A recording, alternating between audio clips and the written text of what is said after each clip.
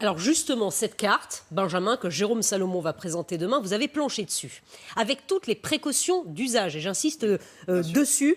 Est-ce qu'on peut avoir déjà une petite idée de son profil à cette Alors, on carte? peut faire une observation à l'instant T qui va bien sûr évoluer. On n'a pas encore notamment les chiffres sur les capacités de test, mais on peut déjà au moins regarder le critère hospitalier. Je vais vous montrer la carte des taux d'occupation en service de réanimation, département par département, par rapport aux capacités initiales. On voit clairement que les départements d'Île-de-France sont toujours les plus tendus, à un degré un peu moindre les départements du Grand Est. On voit aussi que dans la région Bourgogne-Franche-Comté, il y a des tensions.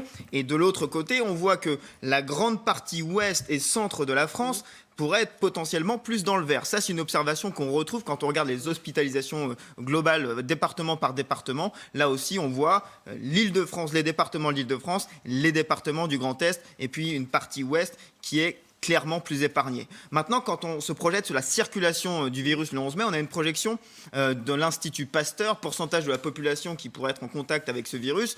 On voit là que ce sont les départements, encore une fois, de l'Île-de-France et du Grand Est qui seront les plus touchés, entre guillemets, et puis Bourgogne, Franche-Comté et Hauts-de-France, notamment le département de l'Oise. Donc si ce matin, on devait dire quels sont les départements en rouge, on pourrait dire à l'instant T ceux de l'Île-de-France, Haut-Rhin, Bas-Rhin, Moselle, avec quasi-certitude ce matin, mais c'est susceptible d'évoluer évidemment. Voilà la réponse demain soir, donc première carte de Jérôme Salomon.